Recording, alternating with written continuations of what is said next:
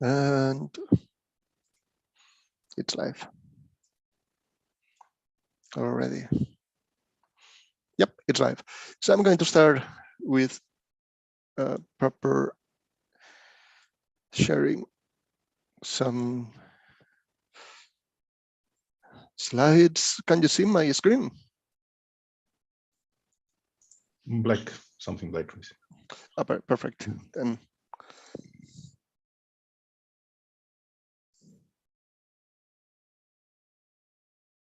so welcome everybody to another meeting of the .NET user group Zurich.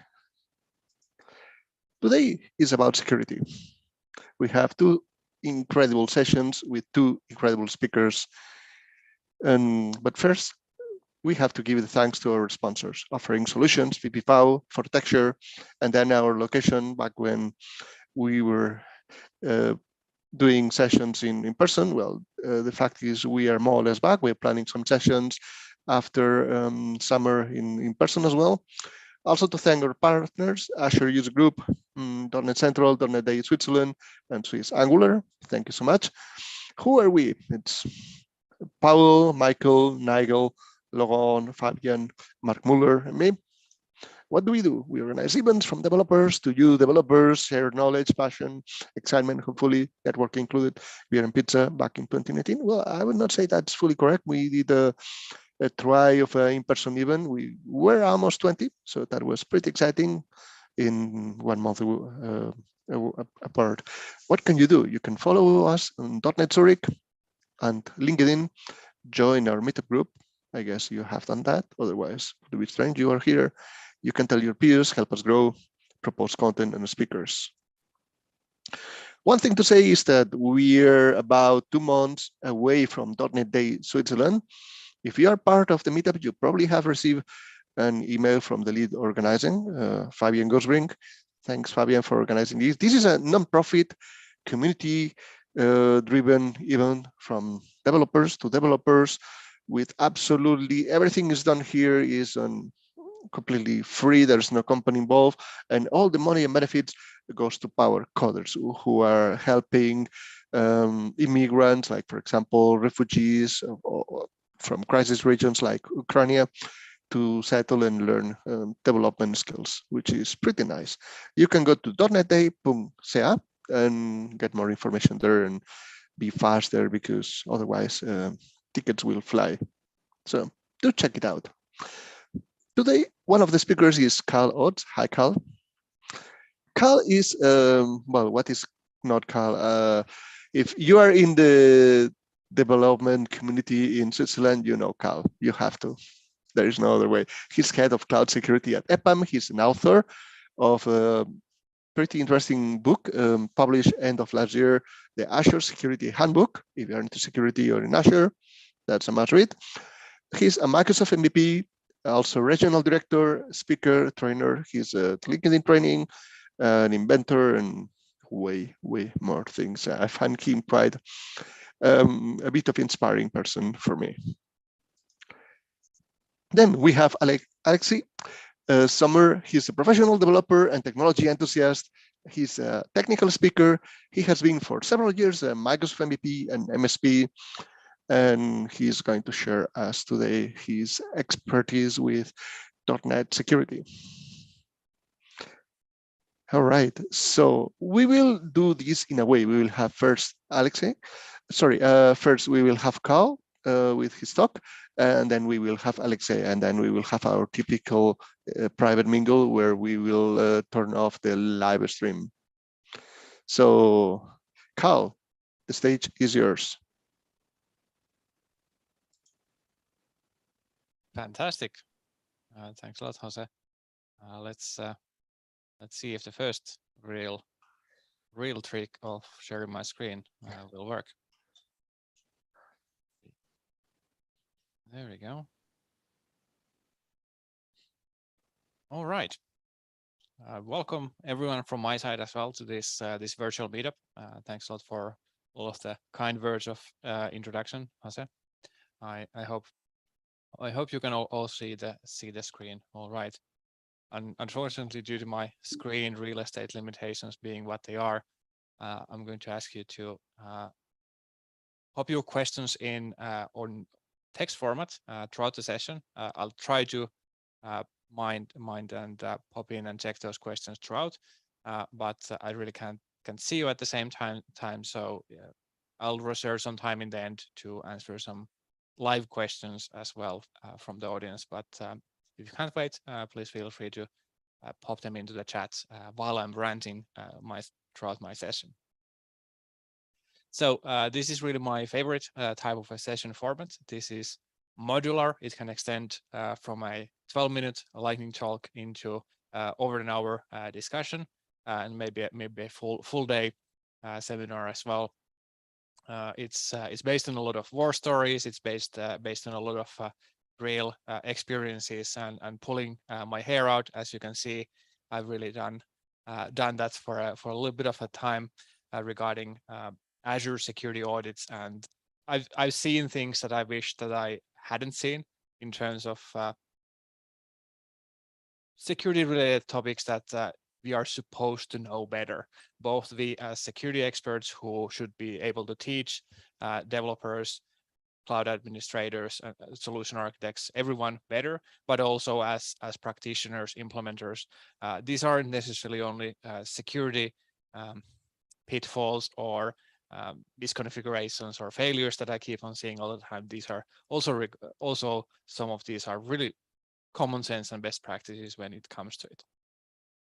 So I hope you're going to enjoy the session. It's structured in a way that I'm going to do a little bit of introduction on cloud misconfigurations, and then it's basically back and forth. I introduce something that I see often very commonly going wrong, and then I talk about how to fix that in various levels of scale. All right, let's get to it then. So as Jose mentioned, my name is Karl. Lots of acronyms, lots of different hats. You can find me on Twitter, and that's about it. So as a way of introduction, actually, a good statistic. I'm a consultant, so of course I need to rely on higher authorities from research that some others have done. This is an example of Verizon data breach report that they actually publish every year. This is from somewhat recent one where they actually looked at a lot of the US-based organizations' data breaches that we know about, the ones that are big enough to be public, and they looked at why did those happen. They looked at different reasons from in terms of is there an insider threat, is there maybe a 0-day, what are the reasons of technical reasons, or what are the risks that have actually realized that have resulted into these data breaches. And actually, as early as 2020, we actually already noticed that the top reason, the first reason, the highest reason for any data breaches and larger enterprises for that we know about is actually misconfigured cloud services.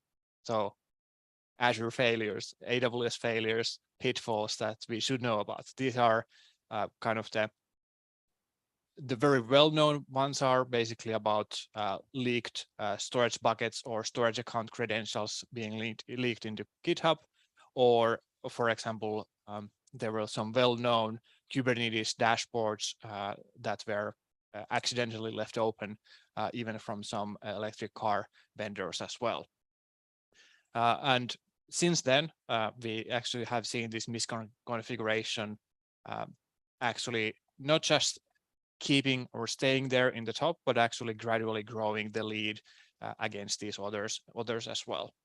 And yeah, I'm still a consultant, so again, as you can see, I like to rely on other people. Another example here from Gartner. Actually, even Gartner is realizing that nearly all succeeding attacks are because of cloud misconfigurations.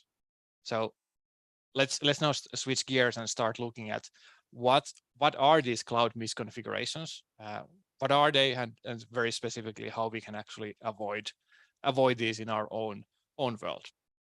So first up, that I have here as a first misconfiguration. These are not necessarily in an order of priority, or again, this is not kind of data driven as in terms of me giving you some numbers based on any research particularly. These are just some that I've seen across my a little bit over a decade of Azure work, seeing enterprises, big and small, and also ISVs that are aspiring to build some globally scalable solutions on top of Azure Cloud.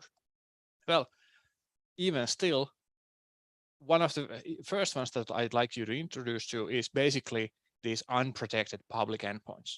And this is a little bit frustrating because this is also the same one that when we still feared the cloud, we didn't really know what it is.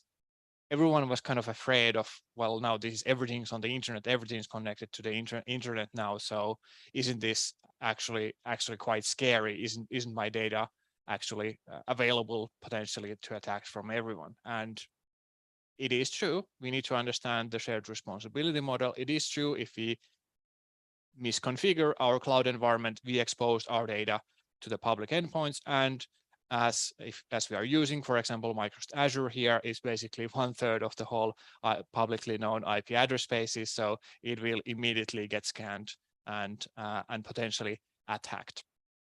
Here's an example actually that I ran a while ago. I have actually 2 virtual machines that I've been running for 24 hours, just generic Windows servers out of the box from the Azure gallery. Next, open my RDP port so that I can log into it and go.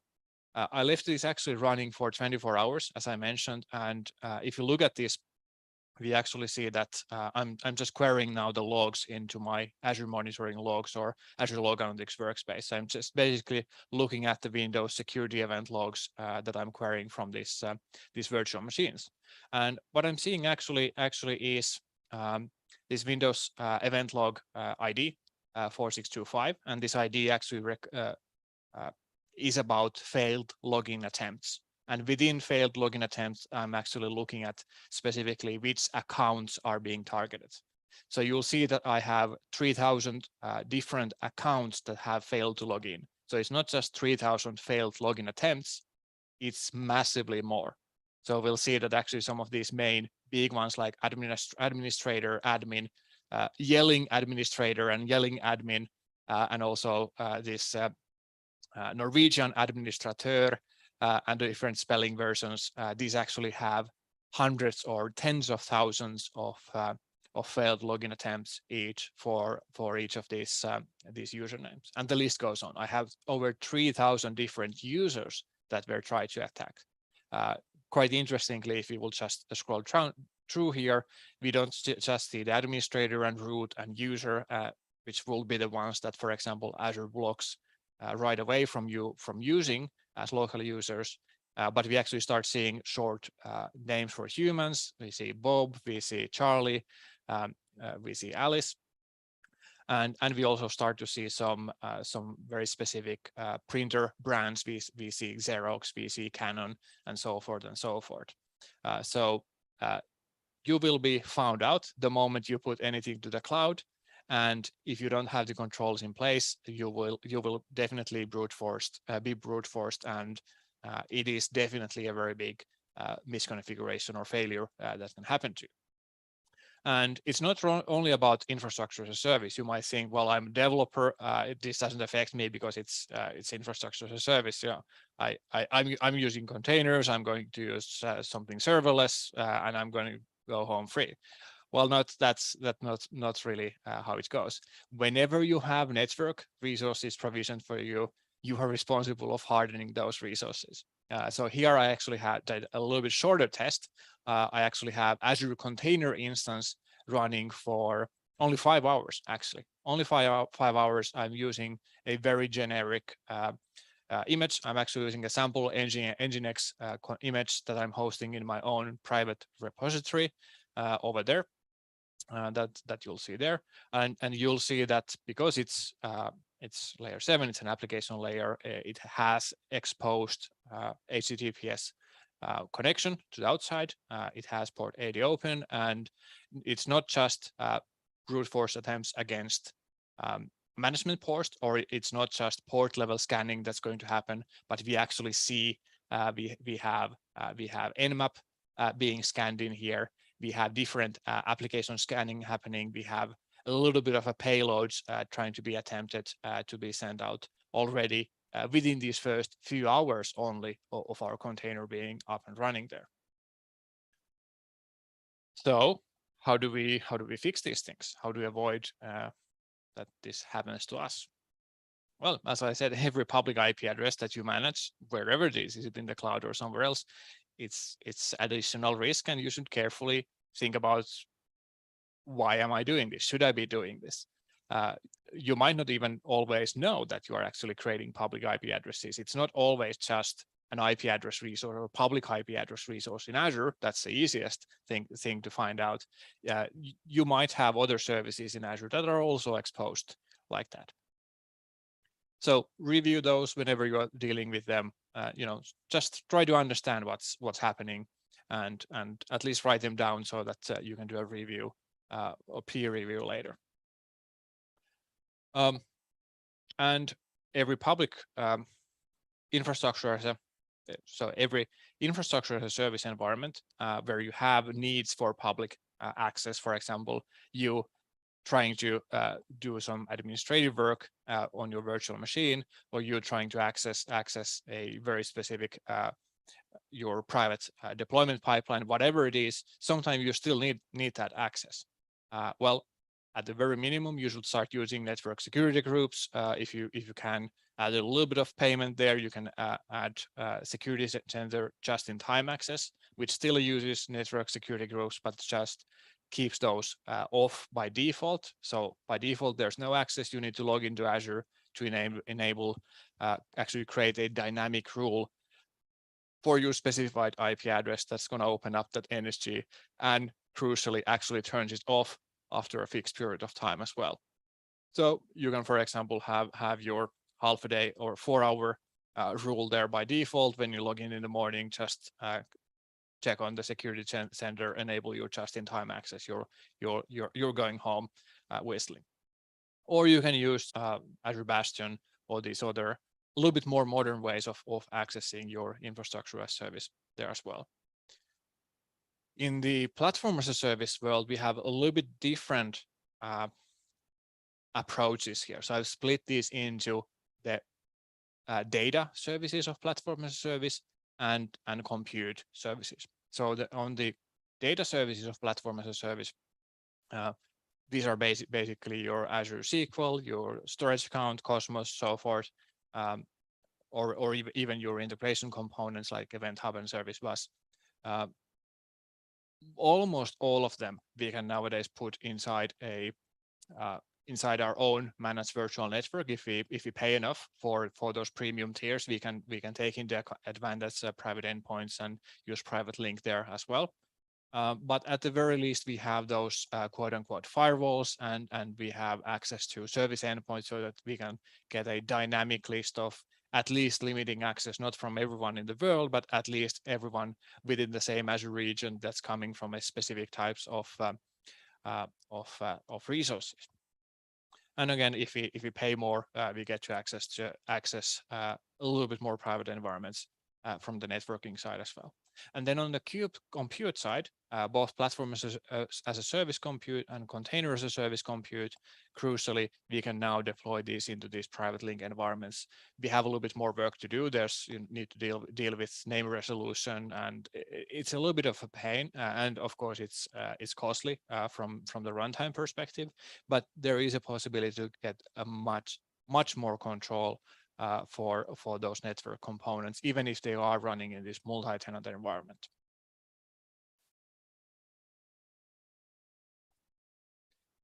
Very quick example here on the storage account. One of my favorite platform as a service data service in here. There's a couple of things to note here. You can enable the firewall that enables the firewall only for these virtual networks. But actually, if you add some IP address, you add an allow list of IP addresses in this box over here, this is actually overruling that list. So you can say that by default, I'm only allowing stuff from my from this particular spoke of a network. But in addition, I can also add some IP addresses that are cumulative set of allowed access rules. But crucially, in some cases, you might also need to turn on the allow trusted Microsoft services. This includes stuff like key vaults and different other built-in services here as well. This is somewhere in between of being still usable, but not exposing a specific public endpoint to the whole of internet. And quite often when we are dealing with Azure storage accounts, we have some binary storage, binary files that we are sharing from these storage accounts. We are sharing, for example, images, other type of binary files that we are serving to customers that are not necessarily we might not be able to authenticate with Azure Active Directory into our account, and that means that we need to create an SAS token for them.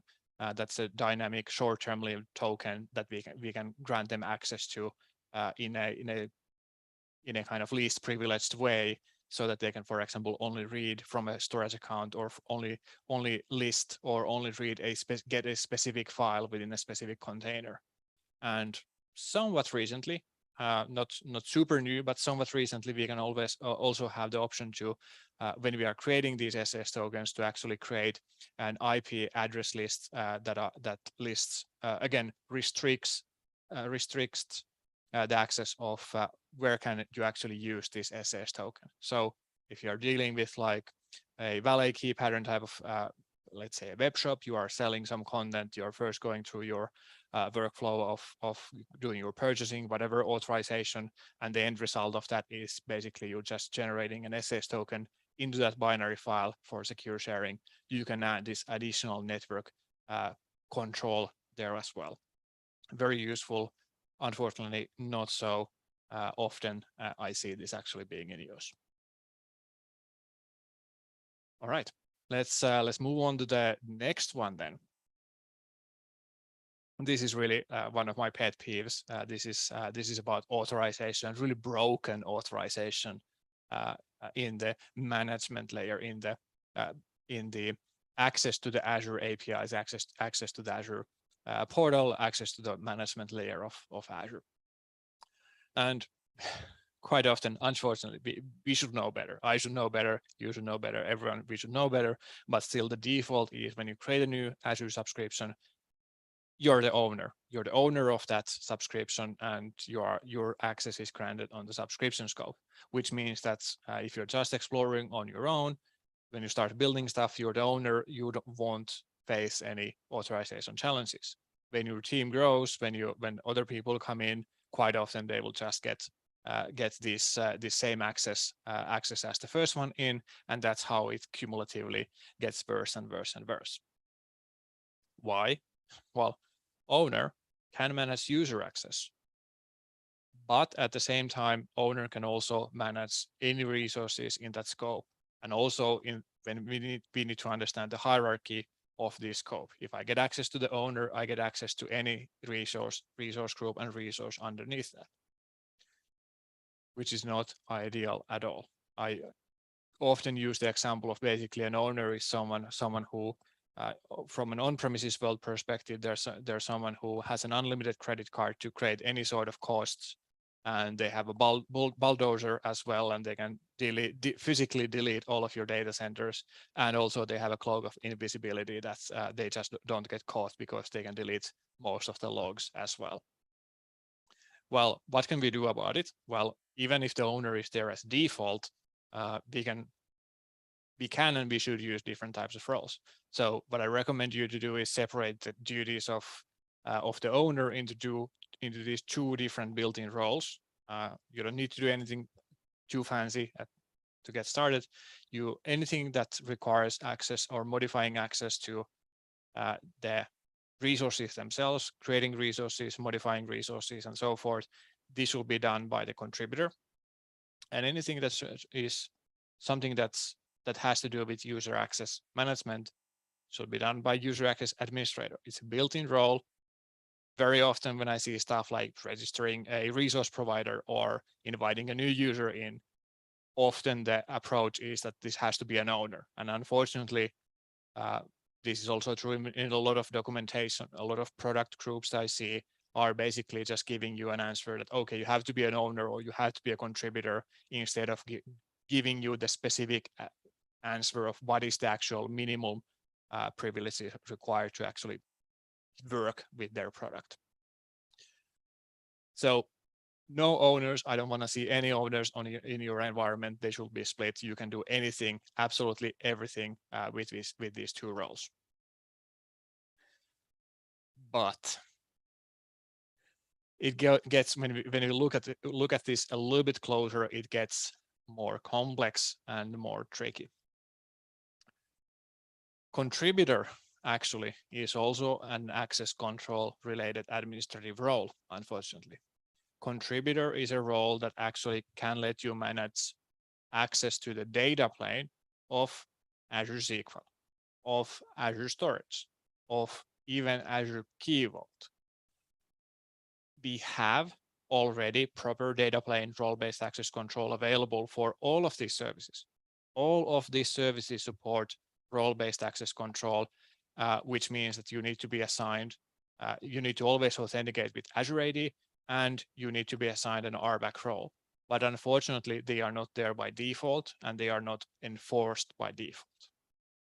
So what I mean by this is that if I'm a contributor in the subscription scope, if Jose comes in and creates a resource group in that subscription and creates a SQL database there, I can come in as a contributor because the access gets inherited. I can come in and remove him from the administrator list of that SQL database, and I can add myself there. And I can even add anyone from any Azure Active Directory there. Not nice, not nice at all. And same for Key Vault, same for storage account. I can make plenty of changes to the control plane. I can read all of the data. I can delete all of the data. So how do we fix that? Well, role-based access control, I mentioned it's inherited. We need to understand at what level is appropriate for these role assignments. Overall, we should minimize subscription level assignments altogether. We should use resource group based assignments, or even resource assignments, or in some cases, if we already know very well what we want to do, sub-resource assignments. For example, assignment to an app service plans or web apps deployment slot instead of the whole web app, or instead of the overall app service plan. I would rather see you understanding and enforcing the minimization of the scope rather than go and trying to figure out a custom role that you think is going to be minimized from the role perspective and assigning that in a very high scope, because of course custom roles are a mess. You are responsible of building those yourself. You're responsible of making sure that whenever the product rooms are making any sort of changes to the environments that you are working with, your custom role still behaves the same way. Whereas with the built-in roles, that responsibility is with Microsoft. All right, let's move on to the next one then, which is completely missing audit logs. And I don't mean insufficient audit logs. You might see in some other security checklists mentioning insufficient logging, which is great on the application level. That's fantastic. You should focus on that as well. But in Azure specifically, I really mean insufficient. I really mean missing audit logging. And unfortunately, it is because most Azure services don't actually create any type of audit logs by default. And there are a lot of logs by default. There are Azure Resource Manager that creates control plane logs by default. We don't need to do anything. It's available for us for 90 days. That's great. That's fantastic. But a lot of the actual services that we will use, like storage account or app service, you name it, they don't actually create those logs by default. There's lots of reasons, some commercial, some not, but it is just our responsibility to make sure that these are actually created and stored and retained properly. Unfortunately, this is even true for some of the services that you will think take security very seriously or are security-oriented services. Key Vault, a service that is for managing secure access to your keys, encryption keys, secrets, and certificates. The whole purpose of management is about controlling access, making sure that we have a proper audit trail. That is a service that doesn't create an audit log by default. I just can't fathom that. Same is true for a service that quite often is thought about that very crucially acts on the logging purpose. Web application firewall does not create audit logs by default. It just works or it doesn't work. Let that sink in for a while. Well, what can we do? Well, we can enable those logs. So here's an example of enabling the logs in Key Vault. Specifically, you have an example of a Key Vault resource. Here's just a web UI example. There's no setting called an audit logging or enable logs or enforce logs. You actually need to create a linked resource called diagnostic setting. It used to be called something else, but basically it's a separate setting about that seemingly has to do with something else than security.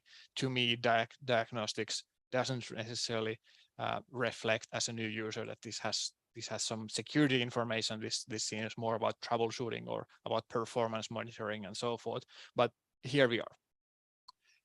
You need to create a diagnostic setting, which is basically a configuration of where do you store those logs. And only then your logs are actually captured and stored for your visibility. Otherwise, they are just going to send to dev null if they are even getting created at all. So what you're going to have to do is for each of those resources that you have on your environment, you need to create a diagnostic setting, and each resource has a different types of logs available. So you see audit events and all metrics available here for my Key Vault. And if I hop on to the next place, you will actually see that in addition to the log type that I need to select for audit purposes for Key Vault, this makes sense. It's called an audit event. This is great. For other services, it's different. The log types that are available for us and the names are not consistent across services. So for App Service Plan, you have different types of security logs, and even not all of the logs are available in all pricing plans even. So this is something that basically for each of the resource type, you need to understand, just like you need to understand your pricing, your high availability, your naming, all of these other non-functional requirements. Just like here, you need to understand what sort of logs are available for me, what do they contain, and then you can make an informed decision of what type of logs do I want to get out of my resource.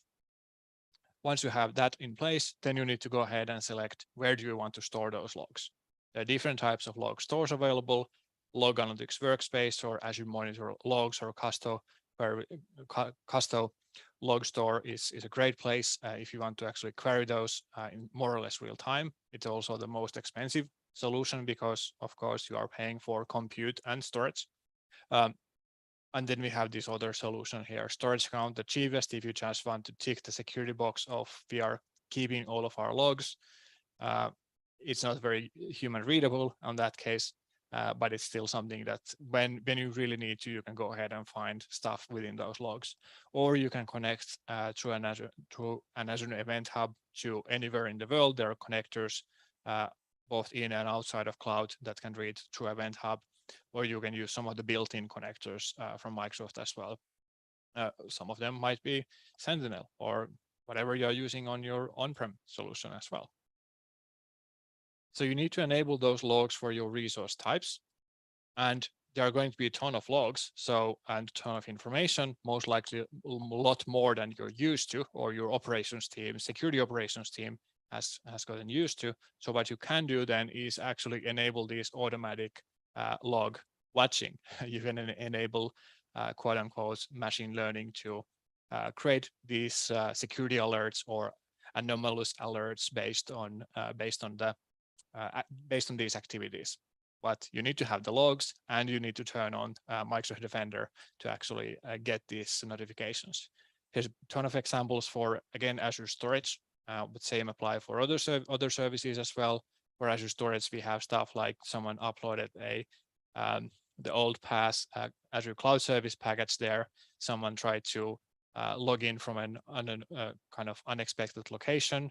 Other type of data exfiltration, someone trying to use ACID copy to take away all of our data and so forth and so forth. Things that should be things that are just very hard to find from all of this signal and all of this noise. So just by enabling these, we get these automated alerts, and we basically can focus on checking these alerts instead of checking all of the information from these logs. How does that look like? Well, here's an example from this key vault log or keyword alert actually. So you'll see that it's an unusual operation, and actually what you'll see is that in the very end here, you'll see that the application doesn't usually come from this IP, and you can go ahead and see where was this app ID actually, where was this application accessing my key vault, what was the IP. I can go ahead and check the application's logs as well, and actually triage this as needed. Quite informative, quite actionable.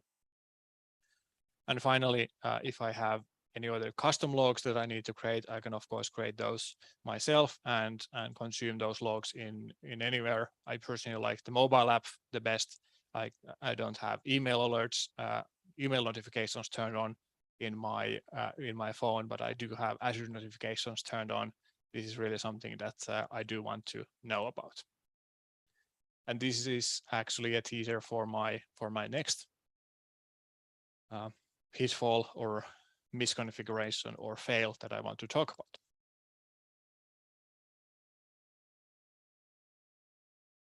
Which is about legacy access keys, connection strings, secrets being used directly in our cloud applications. What I mean here by legacy access keys, I mean storage account keys, I mean database connection strings, all these type of passwords basically that are used to access our data plane, our data platform as a service components. So overall, actually, quick run before we go to the mitigation. So overall, if you look at the storage account again as an example, if you have access to this shared key or storage account key or this, I think it used to be called master key at some point, this main key that you can have, this root key that you have on your storage account. First of all, this is something that a contributor can see. A contributor can regenerate these keys. And if you have access to this key, basically you can do anything. You can read the data, you can delete the data, you can create SAS tokens that can be used to consume the data from anywhere in the world, because if you have this account key, you can make those rules about IP restrictions and so forth. So it's a pretty powerful key, and we have different ways of accessing this data. Because crucially, there's only two of those keys. I don't have a key per user there, so I don't really know who's using that key either. So what should you do? Well, first of all, there is actually built-in ways of actually using abstracting that access away if you really need to have, due to some legacy reason. For example, if you're using stuff like ACID copy or some other third-party services, you still need to have those keys enabled. Well, instead of enabling them for everyone to use, you should store those in an Azure Key Vault and automate the key rotation there. So instead of your applications reaching that key from that storage account, they should read that key from your Key Vault. there's built-in or Microsoft provided automation available for that nowadays. So that's pretty neat. If you can, however, and for most of your users, you should really use data plane role-based access control roles, meaning that instead of accessing the storage account using these keys, I should be granted a storage account or storage blob data contributor, for example, is one of these role-based access control roles.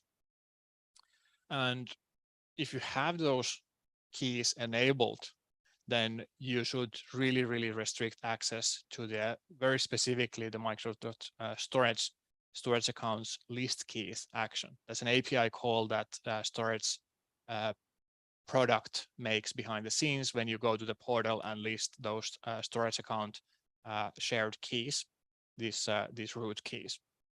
So you should either block that altogether from happening so that only the place where you have specifically stored in your key vault or your very specific legacy application has access to those keys, so that you can prove that no one else is using them.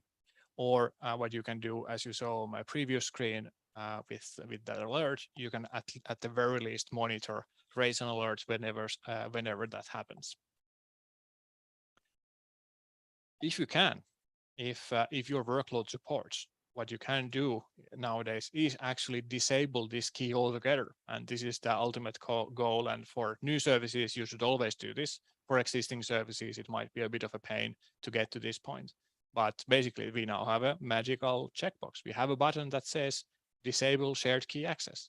And the same is true for these other data services as well. We have for Microsoft SQL database, we have disable SQL administrator, only use Azure AD. So this is great that it is available for a lot of these services, but be aware of what does this limit if you are using services, third-party services, or something else than you yourself natively building your application against the cloud service that you're configuring like this. Examples for storage accounts include AZ copy that gets disabled if you enable this setting, or Cloud Shell, which also behind the scenes does not follow these best practices that we are talking about. Good. And that gets me to the last fail that I wanted to talk about. Oh, second to last, which is about understanding which authentication provider. Once we've done all of this, we don't have any credentials in code, we don't have any account keys, we don't have any legacy authentication, and we've hardened everything in our role-based access control perspective. We are still left with trying to understand the actual authentication piece, because that's part of the RBAC assignment. We talked about the scope and we talk about the role, but now we really need to talk about the identity piece of that, which is always a constant. This is something that we as developers necessarily don't see so often, because this is behind a corporate setting. The authentication provider that's available for us by default is the default directory or tenant, the default Azure Active Directory. This is true when you're creating your service principals, or whenever you're registering applications, or whenever you are inviting users to the control plane, or inviting guest users to Azure AD, or creating your applications an SSO application SSO for your, or easy auth, as it used to be called, for your app service environments. So quite often, or by default, in Azure Active Directory, you can invite anyone. You can invite anyone that has a Microsoft account, so anyone basically with an email address. You can invite anyone with Gmail. You can invite anyone from an external Azure Active Directory. It doesn't have to be your official company, official Azure Active Directory. It can be someone completely located somewhere completely else. And that's the scary part, because it doesn't even have to be your partner or your vendor. It can be some kind of self-hosted or kind of shadow IT Azure Active Directory. And you can do stuff like, if the internal corporate policies are too strict or too slow in providing, for example, these app registrations for creating your easy auth for your app service, no one's preventing you for spinning up a free Azure Active Directory where you are a global admin, just generating a service principal there, taking those keys and enabling easy auth with those keys in your corporate Azure app service. And that's something that I don't want to see, of course. So we need to, from a centralized perspective, we need to make that easy for developers to get access to the real service principals, and we also need a way to catch anyone doing this shadow IT approach here as well.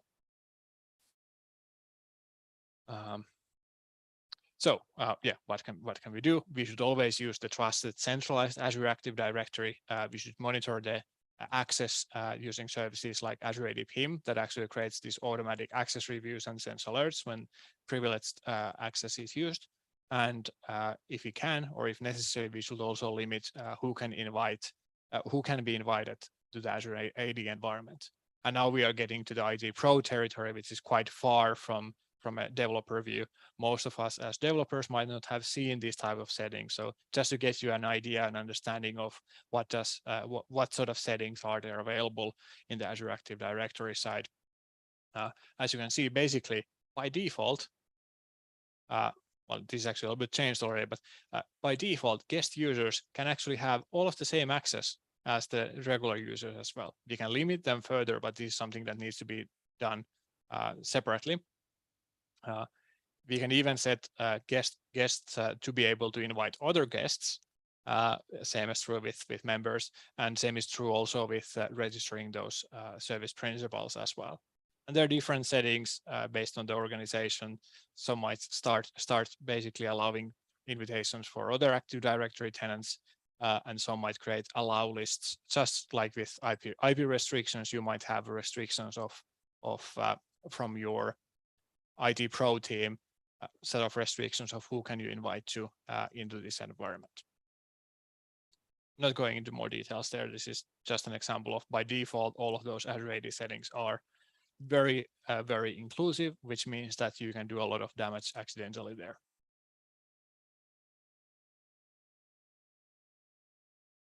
But what's more interesting when we are thinking about this, relying on a trusted authentication provider, is that we can actually get to the point where we are taking away all credentials in code. We can actually put a lot of authentication flow logic and authorization logic actually inside these Azure native services that actually scale well, and we don't need to worry about auditing them and all that.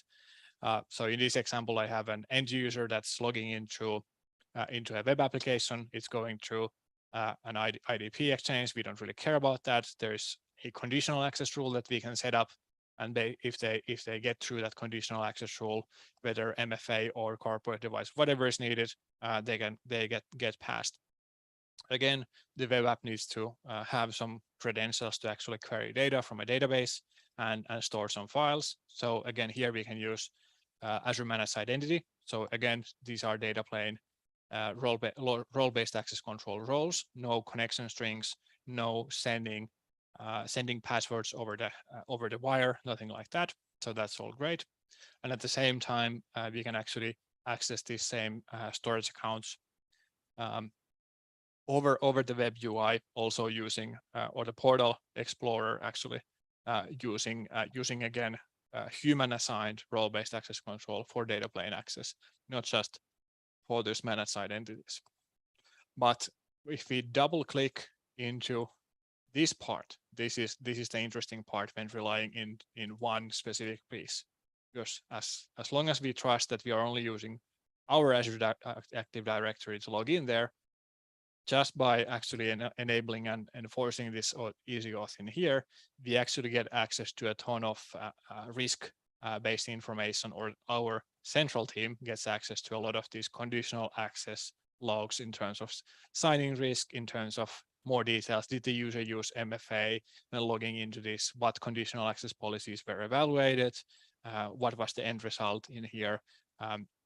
Was the authentication, or was the authorization, to be more precise? Was that access granted? Was the authorization successful or not?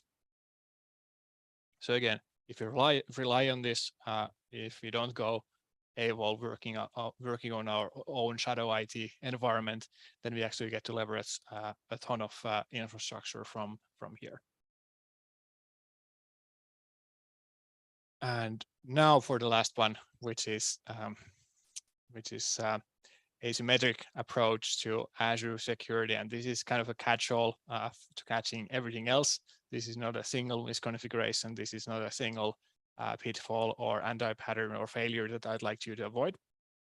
This is really about understanding the asymmetry of, in a lot of organizations, the skills and investment regarding security are not proportional to the real environment and the real threat. And this is how I like to illustrate it quite often, is that we have this huge investment in big name vendors on firewalls, and these big brand vendors that we've used to investing already in the past of on-premises. They might do nice reporting, they might do vulnerability scanning, they might be firewalls, whatever they are, but their impact or the impact of those same products and same services is vastly different in the cloud world, as you'll see.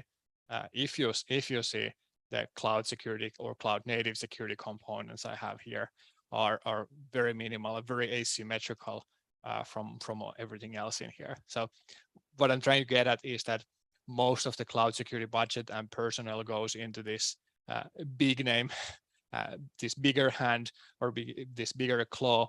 And from an organizational perspective, this might be the existing identity and access management team that might be even bigger than the whole development team. This might be the centralized SOC team that's used to monitoring network connectivity, but doesn't know how to monitor those conditional access.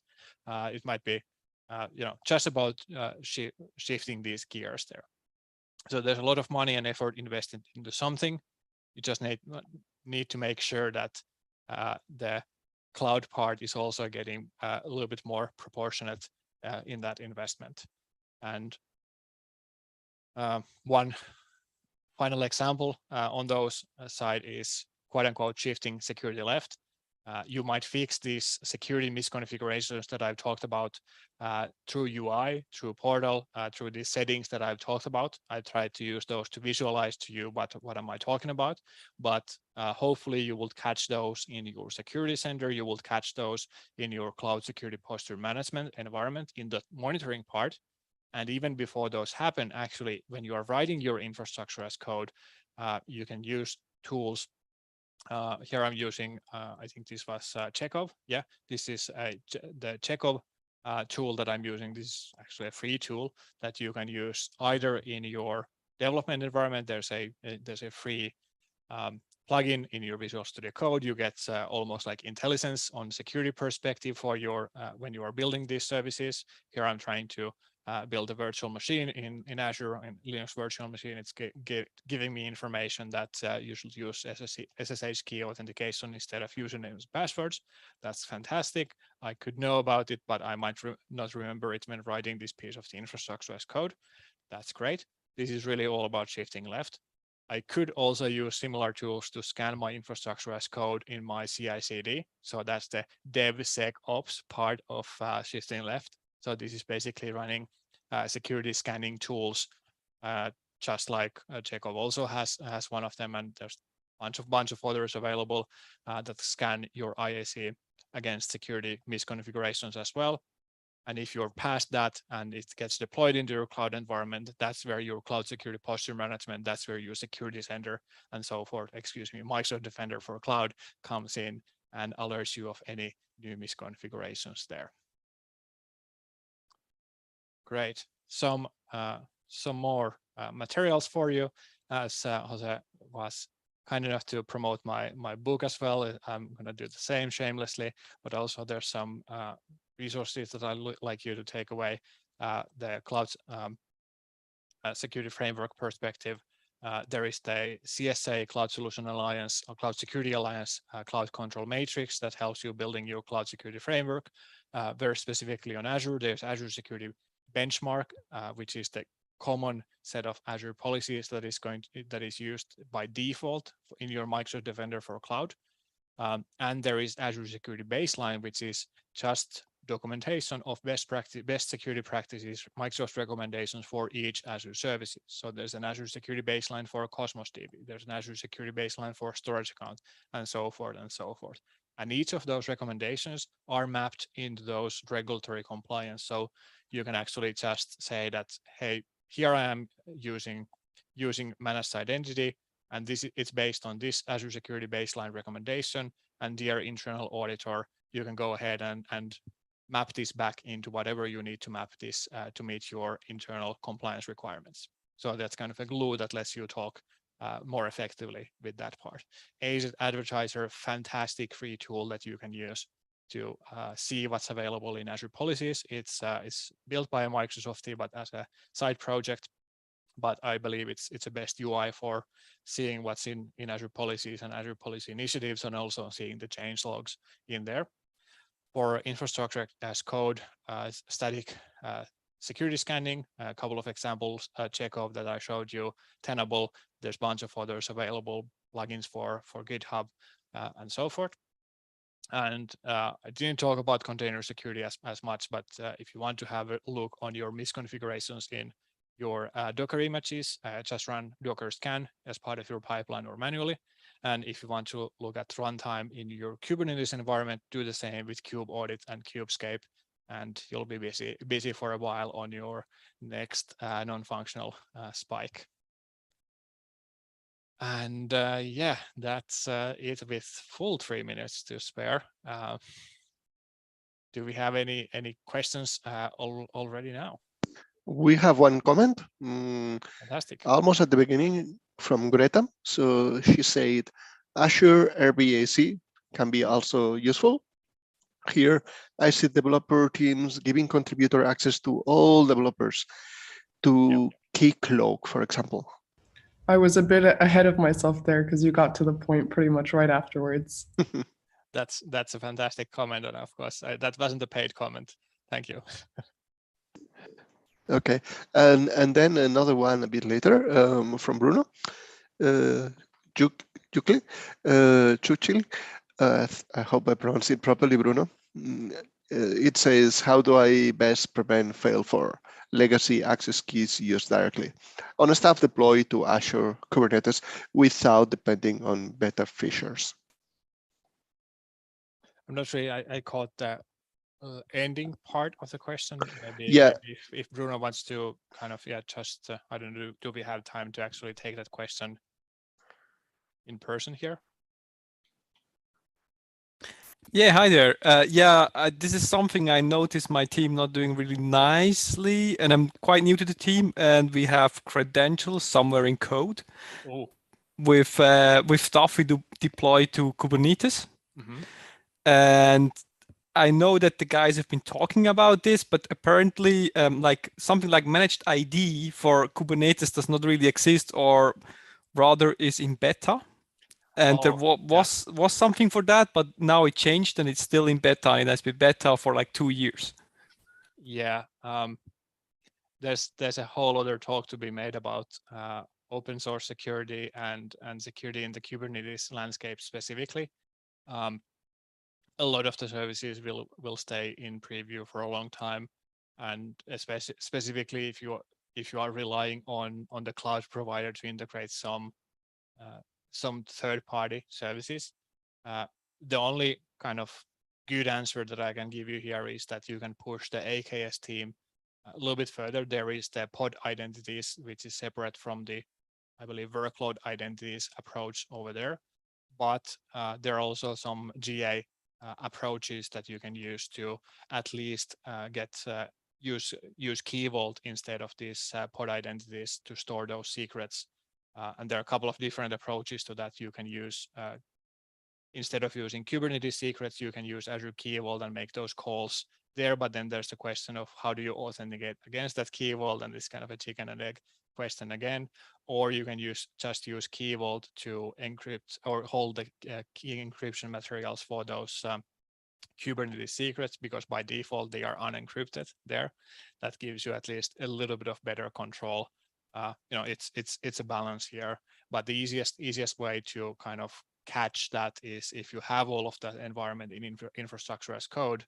At least if you run your scans in your deployment time, at least you know where are you exposed, and you can try to minimize that. Fantastic question. Yeah, we could go on quite a bit on that. Do we have time for another question, or shall I answer over in the chat as we hand over to Alexej? You're on mute. No, I'm not. Yeah, we have time for more questions. So yeah, feel free to shoot to Karl the questions. I have one. I did not see any mention of DOS protection. I guess that was not considered, even it's not really a security attack, it's more denial of service, trying to bring down your systems. Yeah. So there is a DDoS protection service provided by Microsoft, and there are two different varieties of that. There is the free version, or the standard version. Don't recall which. Well, there's the free version that's available for all of us. It's basically network flushing for infrastructure as a service. So it's basically not aware of your application. It's that bit of the world that you used to be responsible of in the layer 2 world on your own, but now Microsoft is taking care of that for you in the cloud world. And then there's the paid version that actually you can buy. I think the minimum purchase line is like 100 public IP addresses or something quite expensive. So it scales only with certain sizes of organizations, and that one basically, whenever you have public IP addresses that you manage on your own, it is a good addition for improving your security posture. Indeed, just like firewalls and web application firewalls and so forth. Why I'm not including it here is that, well, first of all, this is not a comprehensive list of anything, but this is not it's not a security misconfiguration of not having that in my view. Sounds great. Gentlemen, any more questions, or otherwise we will move to Alexej. Thank you so much, Karl. It was really very interesting session. Thanks a lot. And now we will go to Alexej with security for .NET Core developers. So the .NET part of the security part. Well, there's a lot more, right? So, but yeah, Alexej, stage is yours. Okay. So my name is Alexej Sommer. I'm working in Capgemini, and so today I'm gonna present you my presentation. It's an extended presentation. It's not so there are some additional slides, so there is some kind of exclusive for you. And so, you know, a lot of mistakes in applications could lead to vulnerabilities, and that's why actually developers should be also security specialists at the same time, especially if taken account that there is a deficit of security specialists in the world. So anyway, we should get more information about this topic.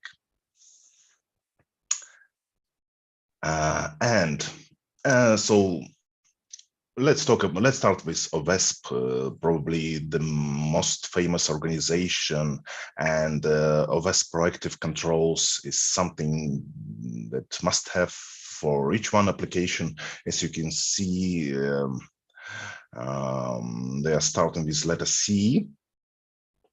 There is top 10 of them, and there is also common weakness enumeration, where you can find, so it's kind of directory where you can find information about some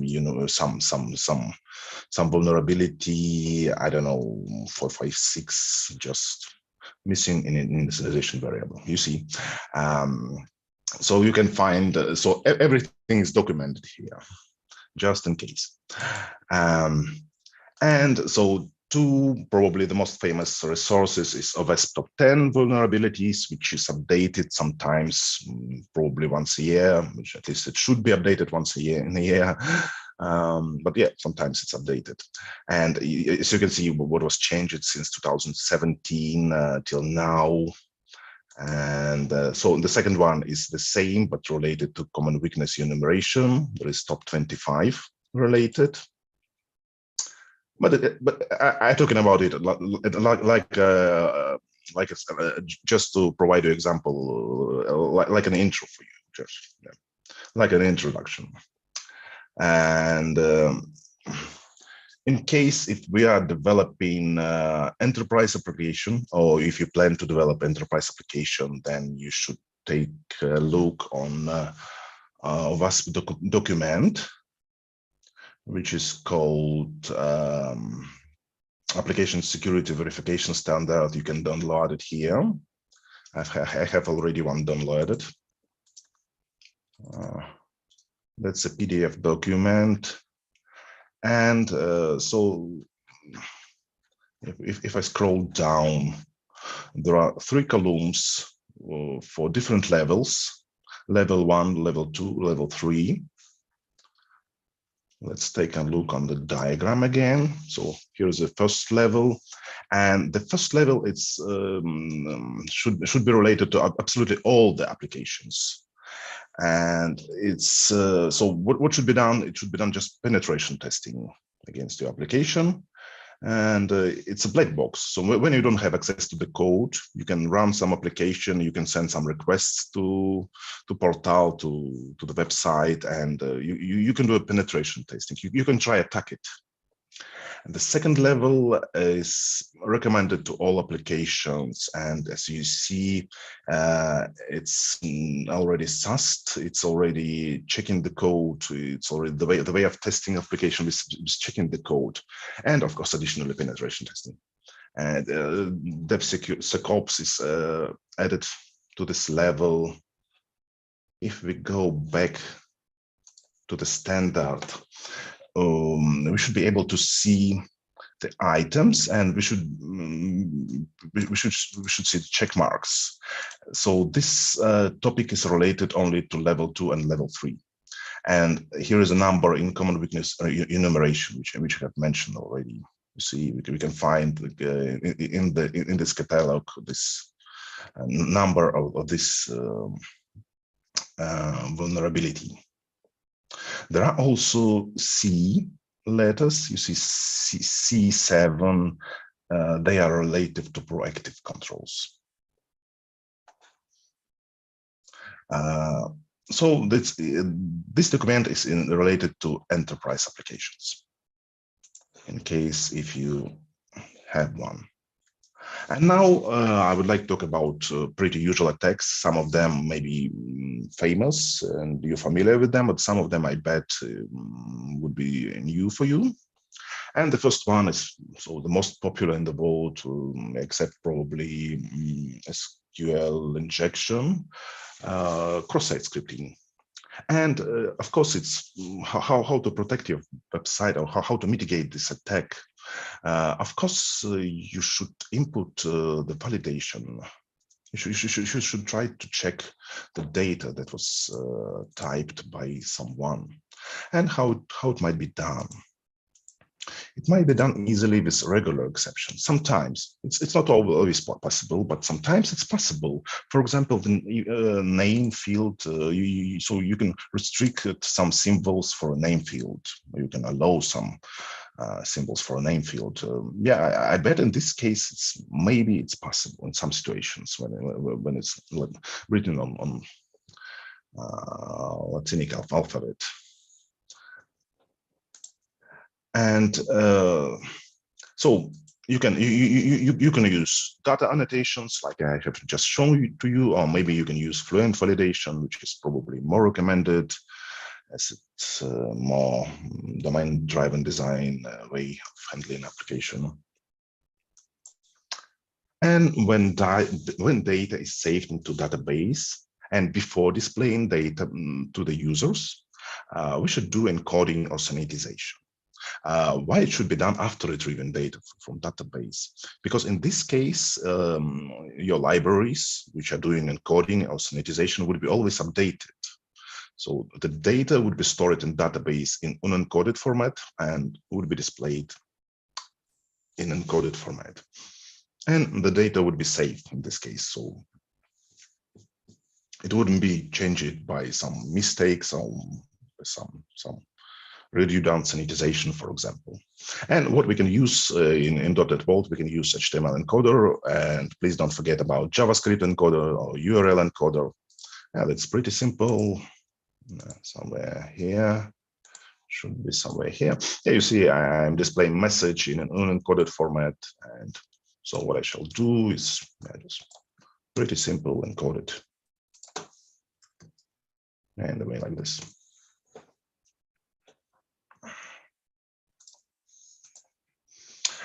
Unfortunately, we don't have sanitizers in .NET Vault, but we can use DOM Purify.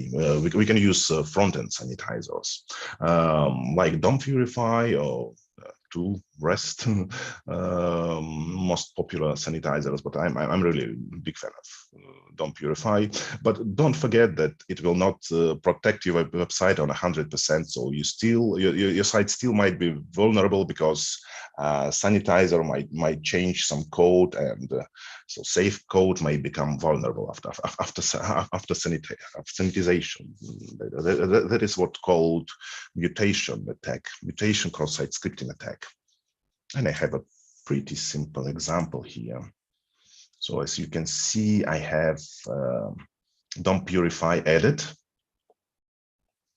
to the page, just as a script tag.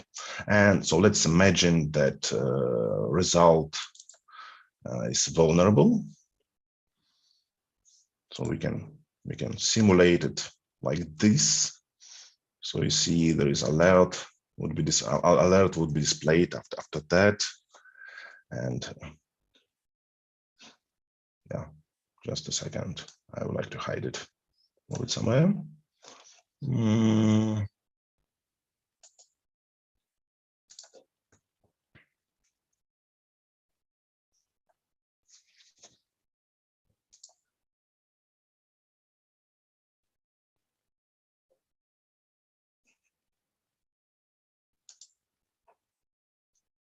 And this happened after clicking on the add command. So I will try to add command. And you see I'm getting alert from JavaScript, which shouldn't happen. But if I will uncomment this line, and if I will sanitize the input in this case, so I will be safe. So everything will be fine. So at least should be fine. Once again, it does not protect him on 100%. Content security policy.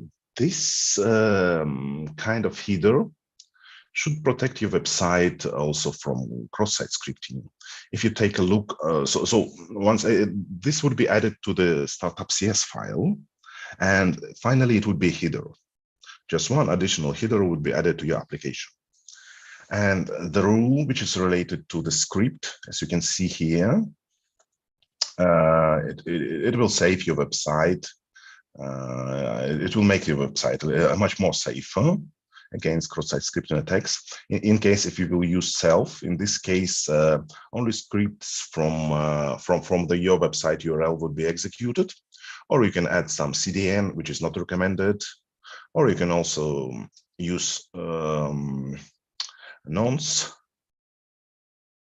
But this better explain an example. So, for example, I have added to this one application. I haven't yet added. So if I will add to this one application this header, and so if I will remove this kind of code, So in this case, only scripts from this folder would be executed. So only scripts from the website would be executed. And this one script wouldn't be executed. If I would like the script to be executed, what shall I do? I should go and write some random text and code it with base 64 format.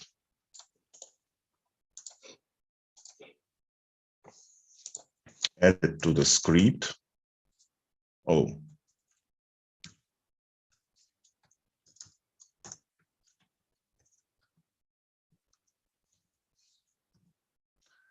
And now I can add it, I shall add it here.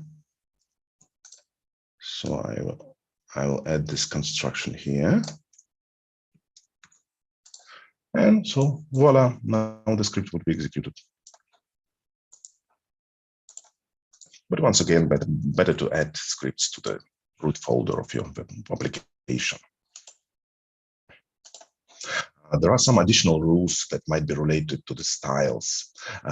Please try to get rid of save in line if it's possible. Sometimes it's not possible. I know there are still some libraries that require to save in line related to styles.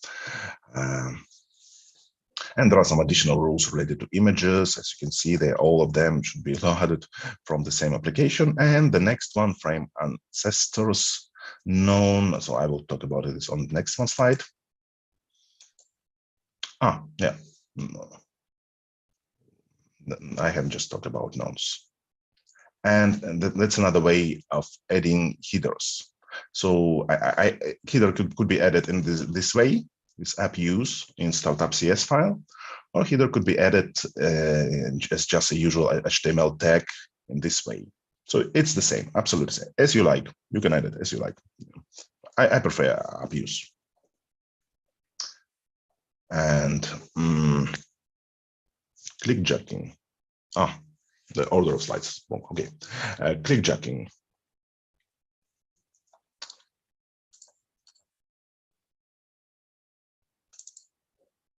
I have a web page, and if I open it, you see there is a Wikipedia inside. Why it is? Because I'm using iframe, but that's a tricky page. If the user will click here, something helpful might happen. You see, some message was displayed, some JavaScript code was executed. That's bad. Why it's bad? Because someone can create wikipedia.com page, and instead of I, for example, could set 1 or some similar symbol. And so if we will take a look on the code, we should be able to see that there is a button, and this button is hidden. So that's why when I click here, that's why something has happened. And in the background, there is an iframe with Wikipedia. So how to get rid of this? How to get rid of this? So, for example, I don't want to let someone to make a copy of my website. So in such an easy way, to get rid of this, it's possible to add frame to content security policy frame ancestors known, or there is another way which works for all the browsers. It's possible to add Xframe options header with value deny. So in this case, page wouldn't be displayed. I will show you example. For example, I don't know what to use. Let's use just Google. And you see I'm refreshing page, and page is not displayed because Google contains this header. And here is a list of old headers, which still might be used because not all of users of your applications have modern browsers. And the first one I have just talked about, it's related to clickjacking attack. Second one is additional protection from cross-site scripting. Next one might be skipped because certificate transparency. So we have already by default, it's additional check for certificate, for SSL certificate. And the last one, referral policy, is actually, it's not so much important, but you know, sometimes it is. I will show it on the demo.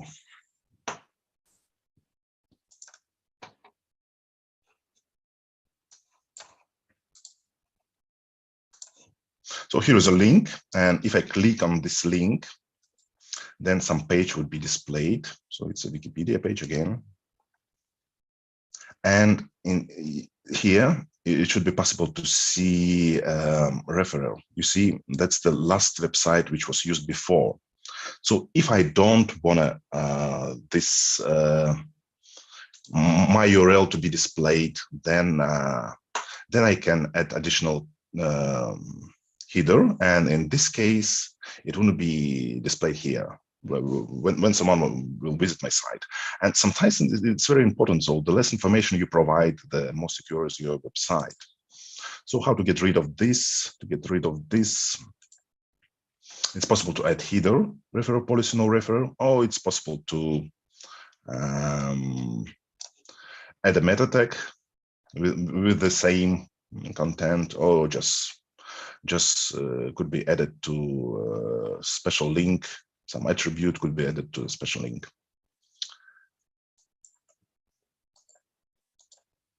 Oops.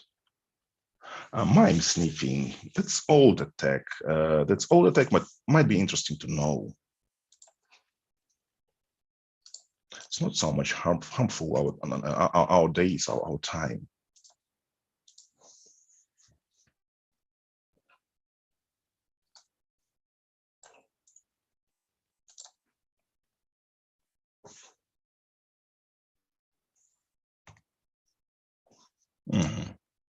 So what I have here, I have a page, and if I go to the source, you should be able to see that I have a script, and the script is a TXT file. So it's not JavaScript, it's TXT. Pay attention to extension. And if I even when I click on this file, even in this case, you should be able to see that content type is a text plain. It's not JavaScript again, and so it's wrong. But JavaScript is executed. You see, so it's wrong. It's bad. Shouldn't be this way. So previously, it was possible to execute even images. And how to get rid of this? To get rid of this, I should add. Yeah, I should increment one line of code. So I'm adding header once again. I'm adding header X content options, no sniff. So in this case, in case of cheating, in case if text file is trying to be executed as JavaScript, I should update this Ctrl F5. So I have just updated this Ctrl F5, and now if I will update the page, you see nothing happened. So TXT file is not executed as a JavaScript. That's good. You see some small change and so additional protection for your website.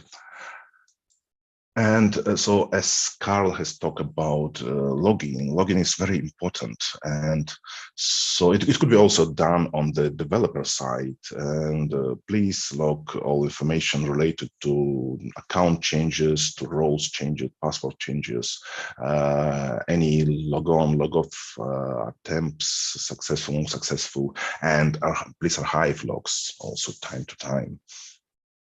And what to log, so please do not log sensitive information, of course, everything else. So your usual way of logging is user ID, user IP time, so something else.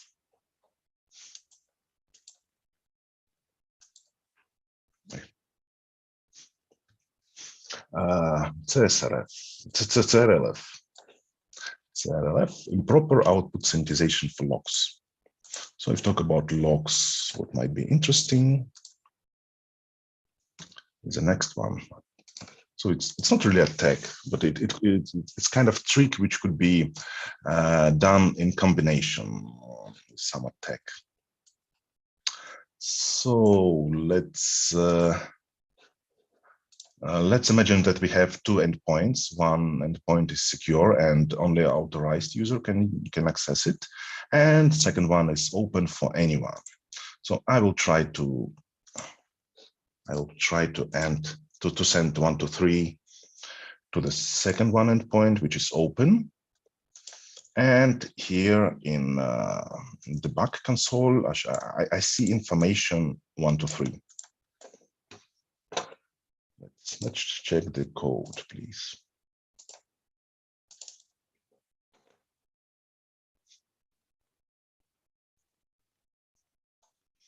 And so what actually could be done?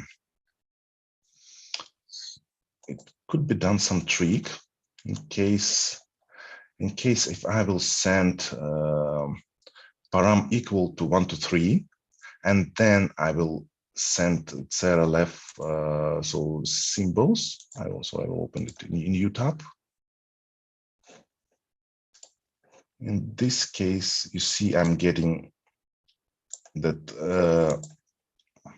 open controller was executed and later authorized controller was executed, which is actually not true, and it might mislead administrators. So administrator might think that someone has visited controller which was protected by authorization, which is not true. And I have did it just with a new line symbol, as you can see here. That's a new line, and I have just typed second line of information after a new line. So it's displayed like this. And just interesting to know. And so as you can see from the slide title, that's improper output sanitization. So do not trust user input once again. Paris SSI, that's interesting attack. How important do you think is doc type tag? How important is to have strictly written HTML? Does it have relation to security? So it does have relation to security.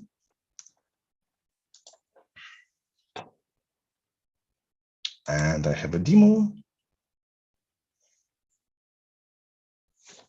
Wait a second. Oh. So what do I have?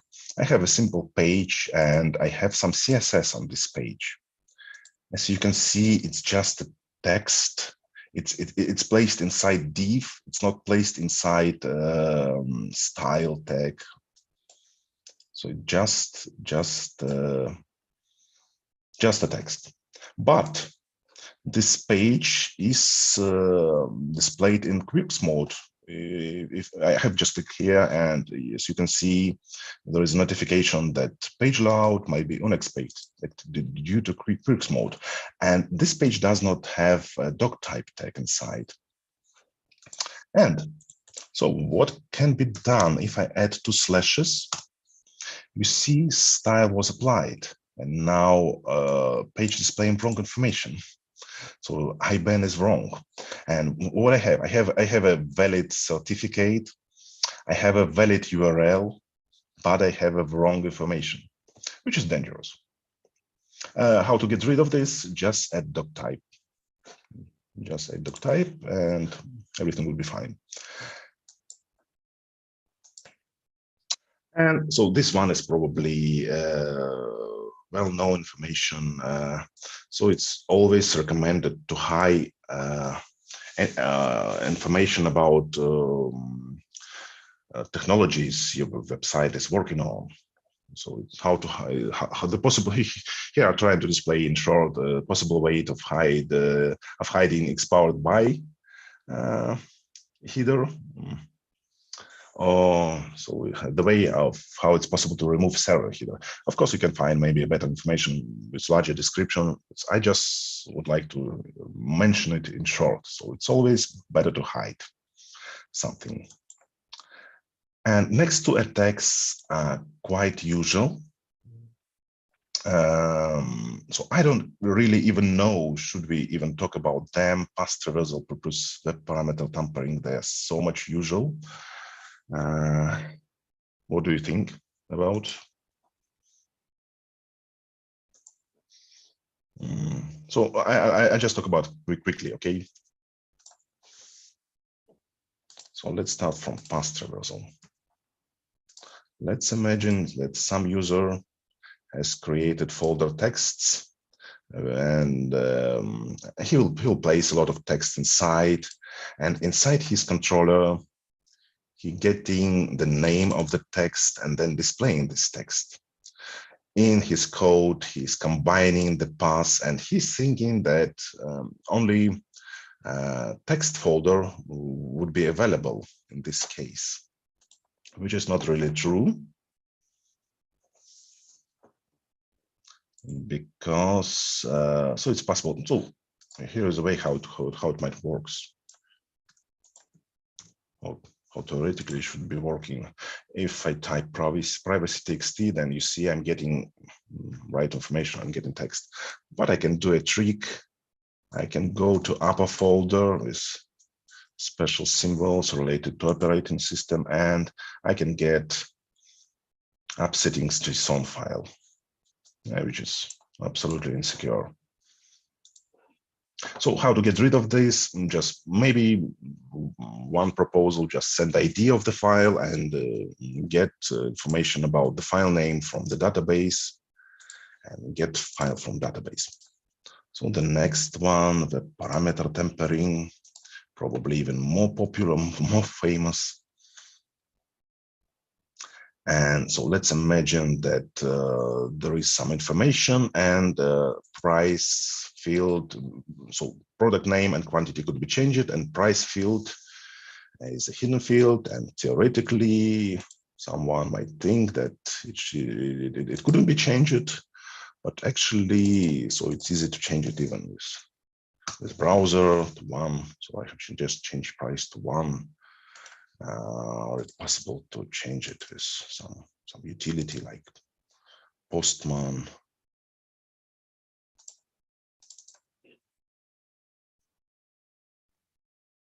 So if I will click here and submit the data, hey, yeah, it's okay. You see now price will be set to 1, which is wrong.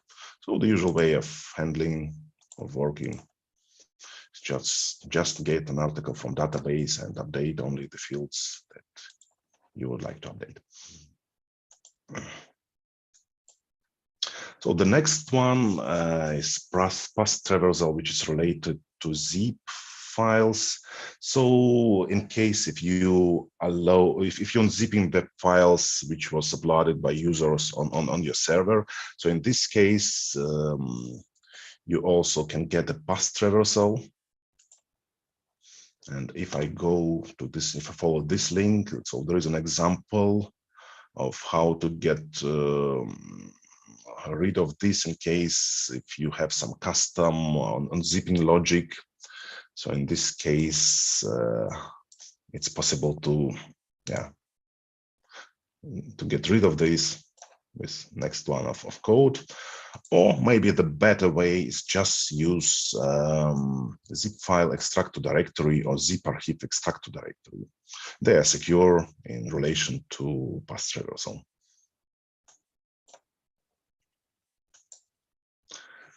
And next one is interesting attack is zip bombing.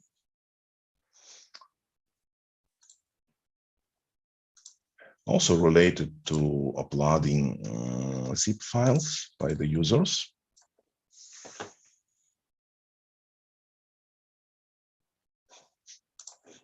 And so I have a demo, and you see I have multiple files.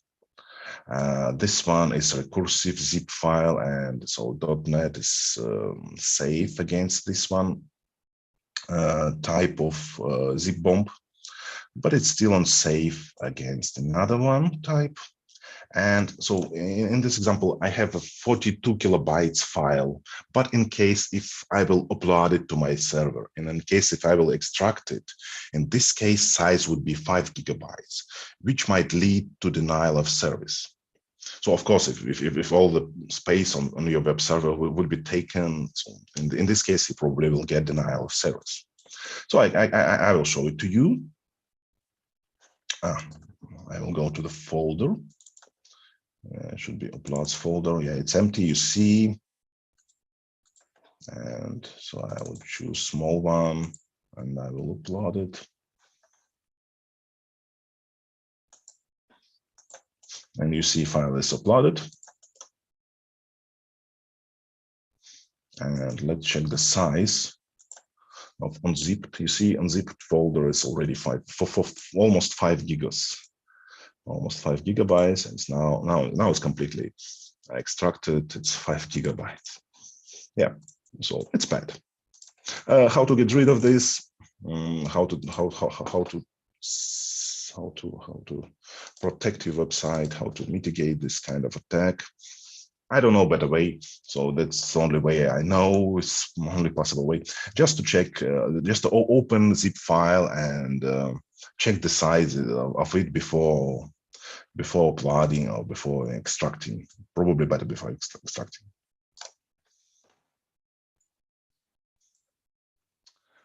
URL redirection. That's also one of popular attacks. Pretty common way of redirecting user after login is to redirect to some special web page of your application.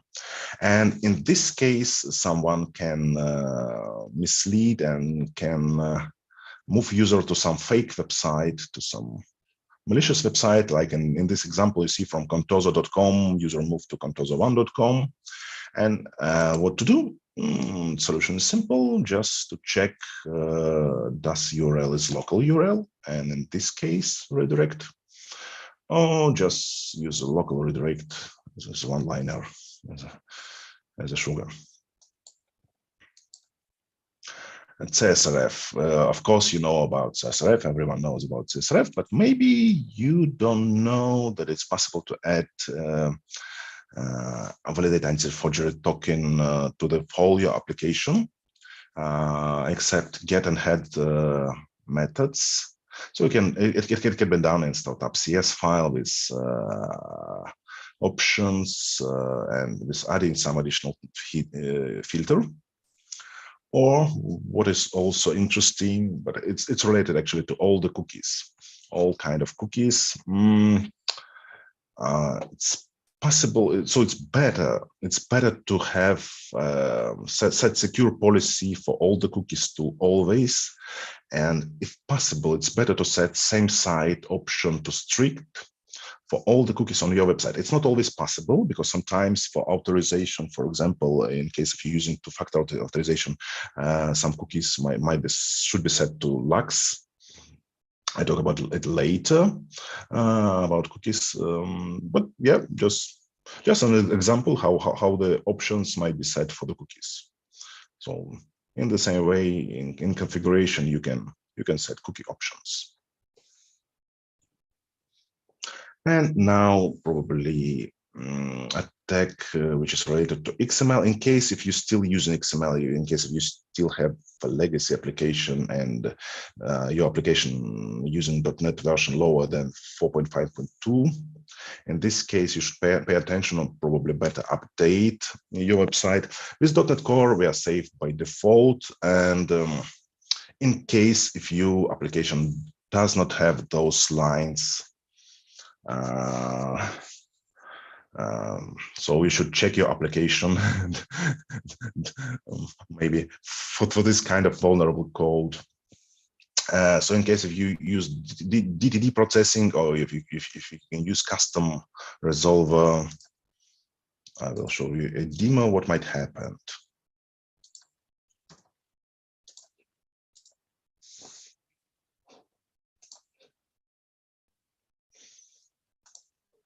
Yeah, I have two attacks. So for example, in case if custom XML resolver is used, it's possible to get content of any web file, of any file. In this case, I'm getting content of WinAny file, and I was able to get it. Or in case if DTD processing is enabled, so this one attack is, yeah, I bet it's also famous. There is a variable AO, and so here is value of this variable, and A1 has a lot of repeated AO, and A2 has a lot of repeated A1, and so on and so on. And in the result, so it will be a very huge text in the result. So if I click on execute, I will get denial of service, which I don't want to get. I will not click it now for a demo. So in case if you still need parsing, and if you'd like to use the processing option, so you can limit number of max characters. So in this case, it would be not possible to send a huge line of text to your application and get denial of service. Deserialization. I don't know anything about system text JSON, but I know that JSON.NET is secure by default, but only in cases when type name handling is set to all. Only in these cases, it might be insecure. And I also have a demo for it. So what could happen? You see this payload. This payload contains information that will trigger so-called gadget chain. Gadget chain is kind of something that might execute something in the system. So something might happen with the system. Some malicious probably code that could do something with the system. And if I go to the demo, and if I check app settings file, it's set to read only. I'm setting it not to be read only. You see, it's not read only now. And when I execute this payload, gadget chain would be executed. And file name was upsetting JSON. Sorry, I have set so yeah, that's why I have set settings for write file. And now this file would be read only. You see, gadget chain was executed, and file is read only. Additionally, I would like to mention that there is insecure binary formatter which shouldn't be used, or should be used with trusted data. And there is a website which is related to gadget chain. So it's possible to generate some gadget chain, for example, for .NET Nuke or for some other .NET CMS system or whatever. But I wasn't able to find anything related to .NET Core. So mostly everything is related to .NET, to classic.NET. So to our successfully, thankfully. So next one is a timing attack. You know, I have tried to explain it here in a simple example. Let's imagine that someone sent a lot of requests. So someone is trying to guess the name of the user. And so of course, he doesn't send the request only once, he sent it 10 times, 100 times. And so average response, for example, for admin is 105 milliseconds. Average response for administrators is 94 milliseconds. And average response for managers, 241 milliseconds. So that means that probably some code was executed after getting username. So it might be so this attack might be related to some additional code that was placed to your application, or it might be related to database. It might be related to hashing algorithms. It might be related to many things. And in some situations, response much more slower. So that might bring something. For example, it might be possible to guess how long is the username or which letter it does starting from. And .NET Core not .NET Core vulnerable to timing attacks. So actually it does.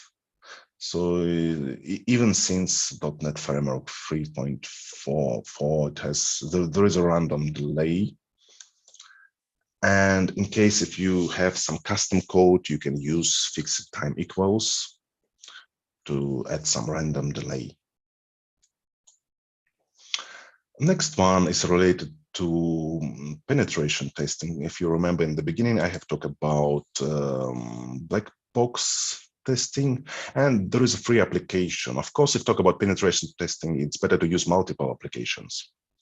But I will show you probably the most popular, the most famous one.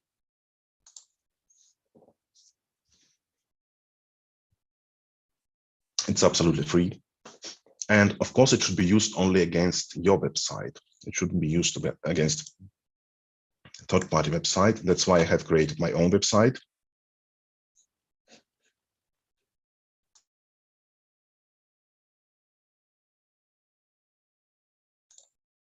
And so it's a guest book. Actually, it's a guest book, and it's possible to add a record to this guest book. And so what I will do, I will add. So there are two options: automated scan or manual scan. So first, I will try automated scan. I will click on tag, and you see there is multiple requests are sent to my website. And probably I can already check the result. You see I'm getting alerts, and what I have here, a lot of alerts are related to headers. You see anti-CRF token is missing, which is bad. Cookie without secure flag, as you remember, I have talked to you about. I have told you about that. It's better to set secure flag if it's possible, and so same side for cookie is not set absolutely. You see X powered by displaying information, so it's better to get rid of this. And so you see there is a lot of stuff which could be fixed. So that's automated scan. And now let's try. So I will remove this. Now let's try manual explore. Oh.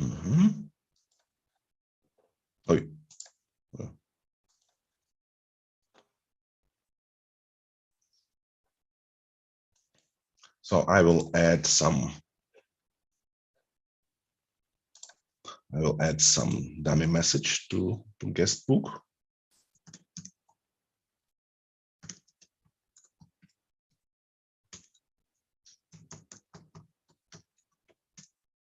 And test message.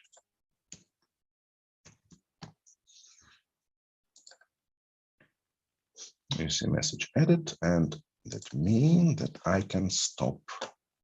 I have enough information to do my penetration test. Yeah, probably this one. Yeah, you see, here is my request. And here is my message that I've sent, test message.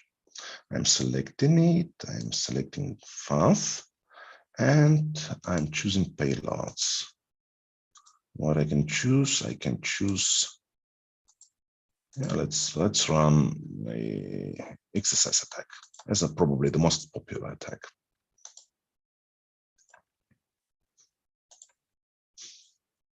So you see, attack is executed, and if I will update this page, you see there's a lot of pages, a lot of messages already here. And maybe some of them, so I can lately, so like it's usually done, I can change the size of response. So sometimes it's possible to change size of response in case if there is a brute force attack, so which could be also performed with this application. And so sometimes you just can check the web page. So that's in short how a WASP might be used. And what is related to brute force attack? So I have combined some proposals how it might be, how your application might be protected. Of course, you can lock accounts, which is still happens sometimes, but so someone can lock your account, which might be horrible. Capture might be helpful, but could be bypassed actually. Strong password, of course, you should have it. So there's no doubt. Delay between retries exponentially increased. Yeah, has also drawbacks like login accounts. Login from certain IP addresses, if possible, of course. Two-factor authentication. Yeah, it's not perfect, but yeah, it saves. It might be a rescue from brute force attack. It might not the silver bullet, but it's a rescue from brute force attacks, of course. HTTP strict transport security protocol. Yeah, that's interesting. That's also important. Of course, you can use HTTPS redirection, and your application, your .NET Core application, would be redirecting to HTTPS. But you can also use HSTS, which is browser feature, and browser would be known that it should use only HTTPS with your website. So that's a browser feature, and it's a header. It's actually a header once again. And in case if you would like to add this header, you can use services at HSTS, and you should set these options. Why I do recommend to set these options? Because there is a portal. There is a well-known portal which was created by Google, which is maintained by Google, and it is located on this website at hstspreload.org.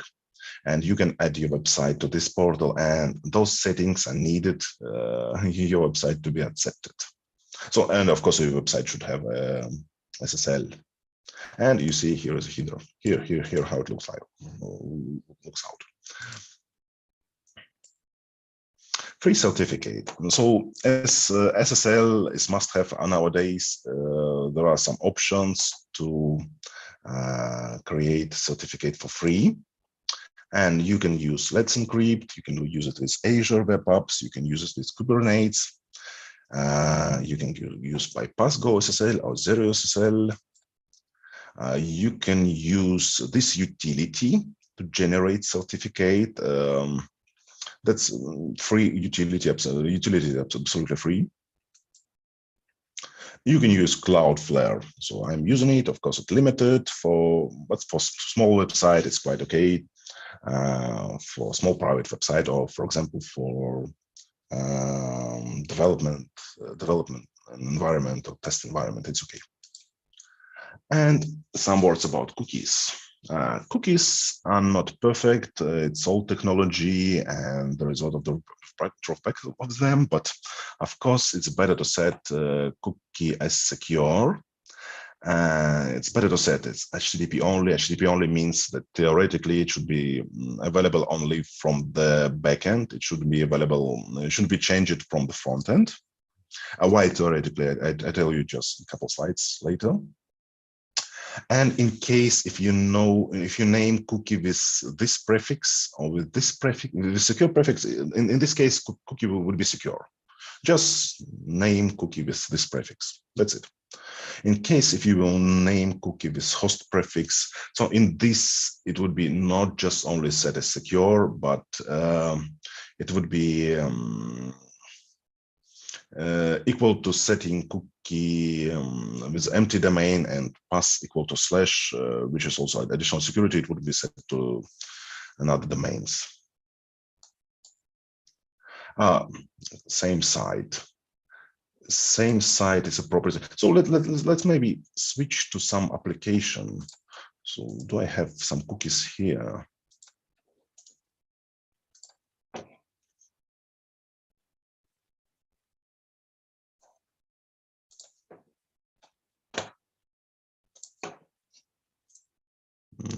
Moment.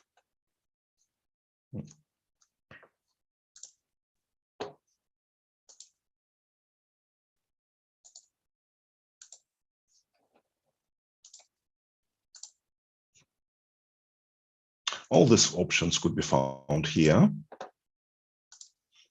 As you can see, HTTP only is set to true, secure is set to true, same site is not set.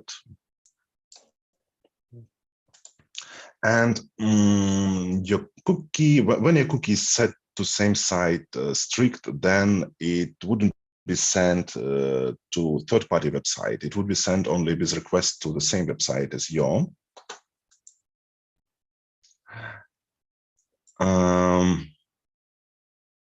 So it's better to use strict for sure. In some situation, you can use LUX. Why it's mentioned that exactly in 2090 standard, same site is set to LUX by default, because before 2090 it was another one standard, and there is a lot of confusion between these standards. And but now I hope everything will be fine.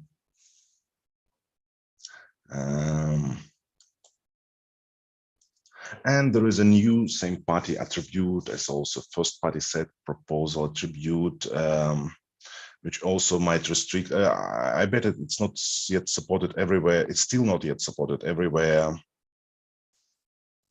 but we can find it in somewhere. Yeah, it's for sure it's supported in Chrome because it's Google standard. Same party attribute. Yeah, here it is.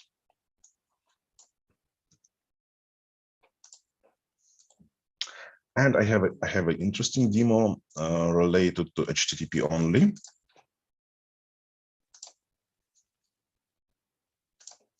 So let's first take a look on the code. I have a controller, and you see I'm creating cookie with HTTP only flag, and this cookie has a role user. So that means that HTTP only should be changed only from the backend side.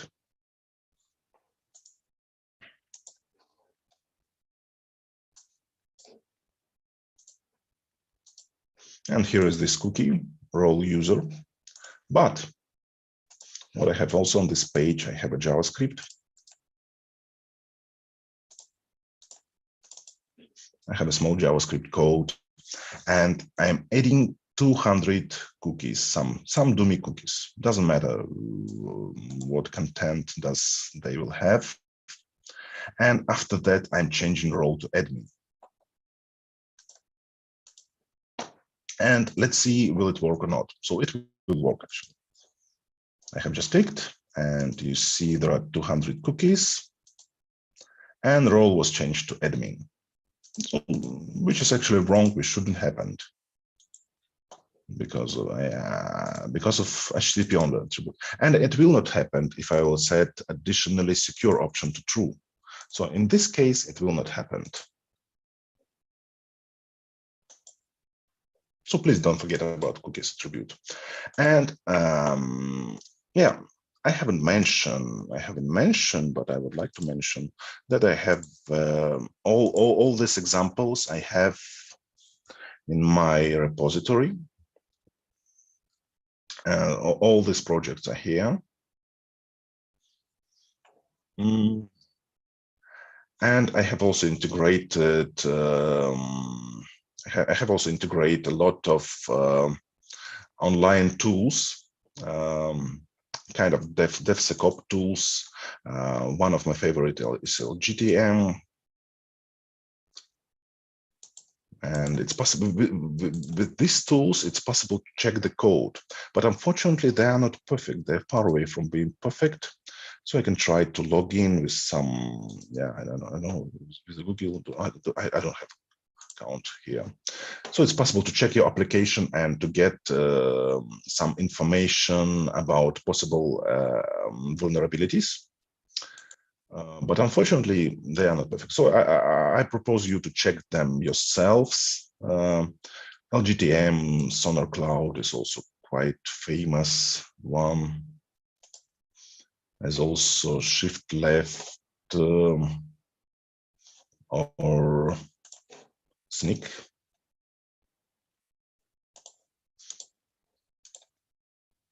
And also this one online tool. I think it's quite interesting. And so with this one tool, it's possible to check your Swagger. Yeah.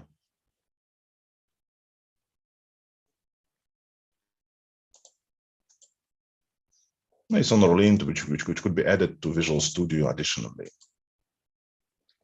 And this was what we have just talked about before.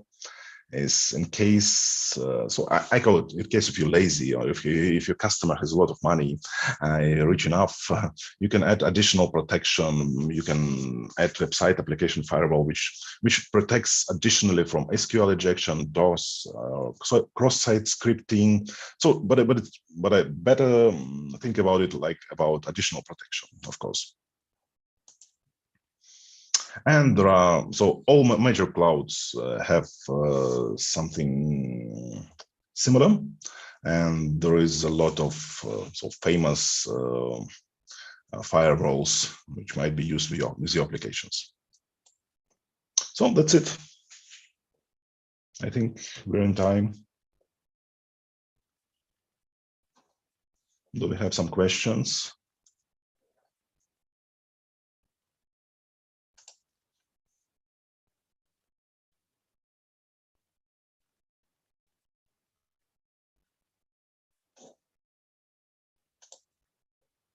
No, I don't see any questions anymore.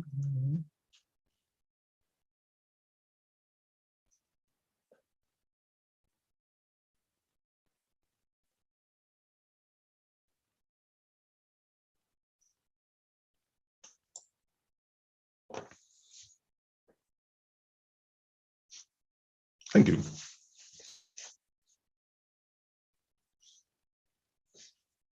So if you have some proposals, you're welcome. Just write to me personally. I will be happy to add some additional stuff to my repository.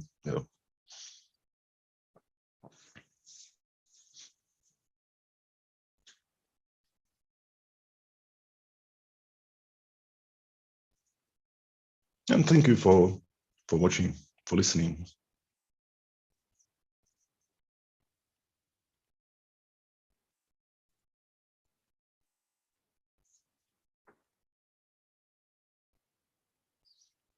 So will we have a session of talk?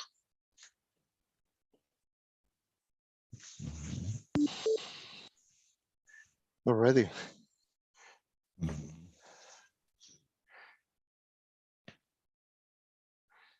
So I think we are done. And do we have any questions? Any more questions? I think I didn't see any in the chat.